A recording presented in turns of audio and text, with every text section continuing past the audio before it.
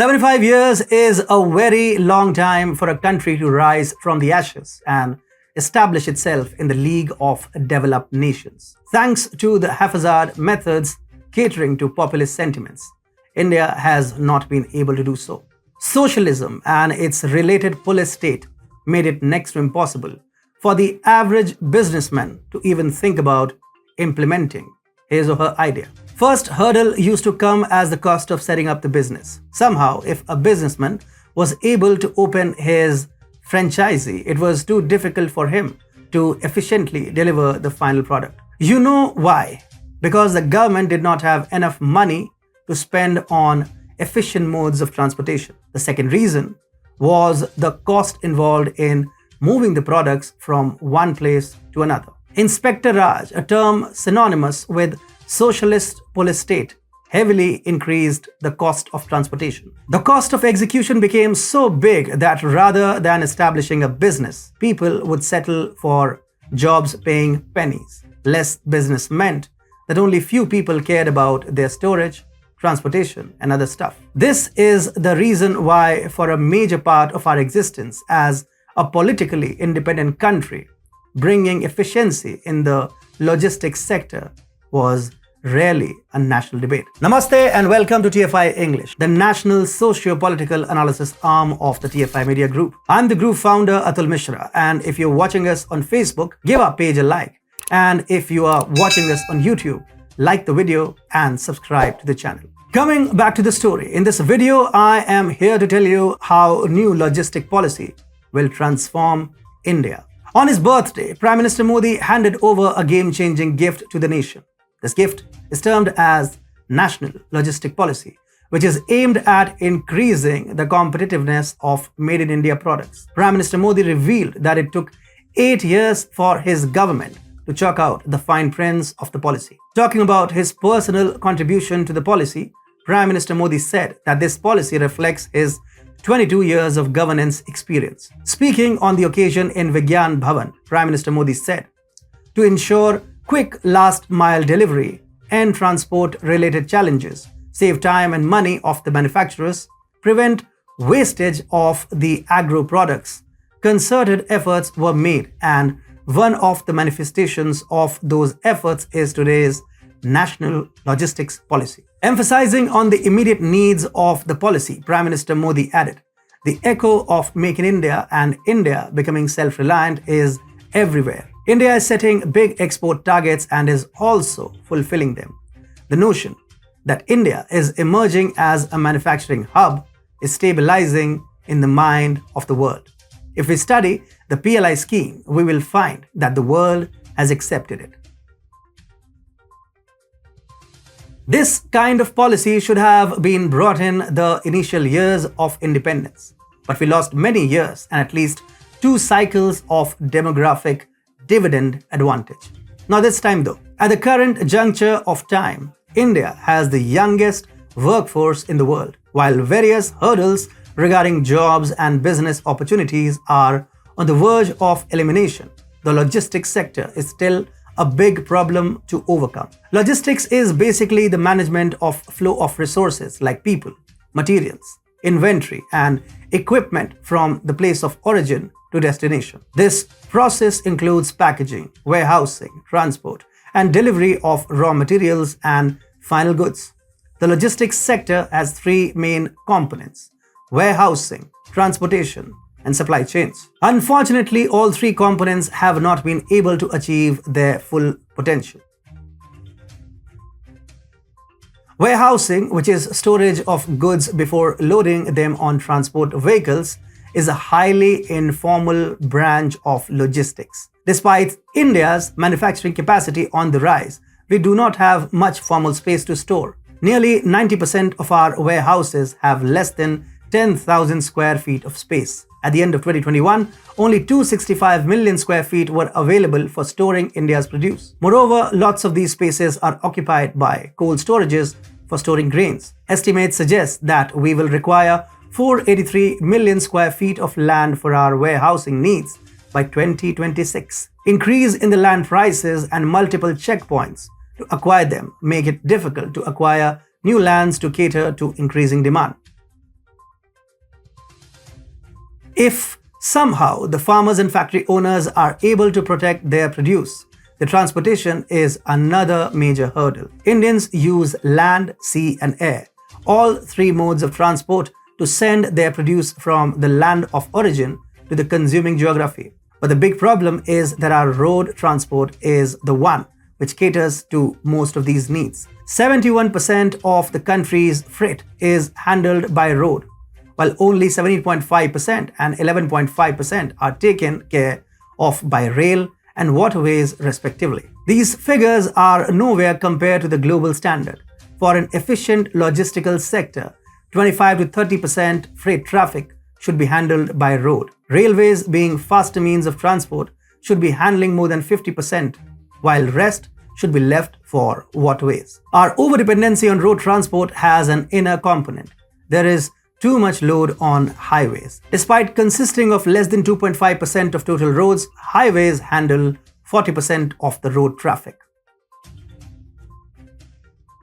When roads fail to deliver things on schedule, it is unfair to blame the companies who transport the products from one location to another. The blank order books create problems such as labor shortages, equipment availability, and many more. It ends up creating a vicious cycle of less demand that leads to less supply and vice versa. Even when the supply starts to catch momentum, companies find it tough to recruit because of the negative sentiment about uneven pay that has percolated down the order. This problem was more exacerbated during the pandemic.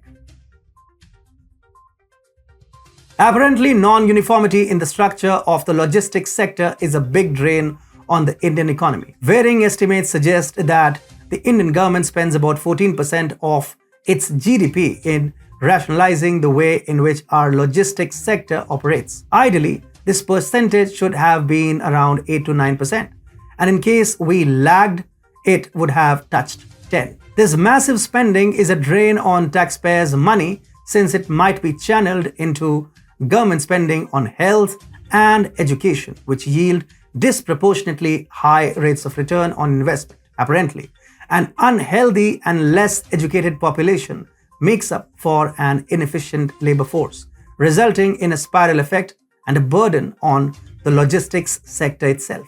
No wonder India stood at 44th rank in the Logistics Performance Index of the World Bank. It is not that Modi government did not try to change the scenario. In fact, they have been quite proactive around changing the scenarios of the logistic sector in the country. Under the Bharatmala project, 66,100 kilometers of roads are being built in a phased manner. It has a special category called National Corridor Efficiency Improvement, under which 13,100 kilometers of roads are being constructed. The project also focuses on port connectivity, economic corridor, border roads, greenfield expressway, among others. While Bharatmala is being used to increase the efficiency of roads, Sagarmala is the name given to Modi government's push towards the magic being imparted in the Indian waterways. Under Sagarmala, 7,517 kilometers of coastline and 14,500 kilometers of potentially navigable waterways are being modernized, mechanized, and computerized. The final aim of this project is to boost merchandise exports of India to $110 billion by 2025. The program has been quite successful till now.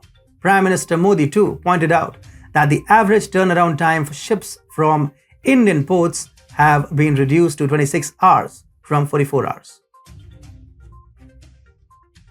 To integrate various means of transportation under one umbrella, the Modi government launched the Prime Minister Gati Shakti National Master Plan, or the PMGS NMP, in October 2021. Gati Shakti has subsumed rupees 110 lakh crore national infrastructure pipeline. Moreover, the scheme envisages building 11 industrial corridors, 2 defense corridors, 200 new airports, heliports, water aerodromes, and 2 lakh kilometers of national highway. This massive infrastructure spending has borne fruits as well. When Nitin Gadkari took on the challenge, India was building the highways at a meager pace of 12 km per day.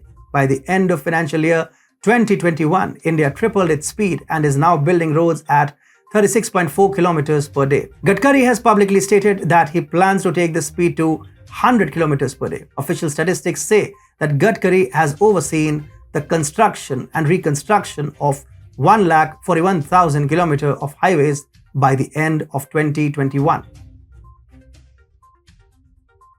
Despite all these big-ticket changes visible on ground, India's logistics spending is lower than that of its developing counterparts. Compared to India's 14%, the average logistics spending of BRICS nations is only around 11%. Apparently, the complex structure of India's regulatory regime around this sector is the biggest hurdle impacting the efficiency. The sector comprises of 20 government agencies, 40 PGAs or partner government agencies, 37 export promotion councils, 500 certifications, over 10,000 commodities and a $200 billion market size.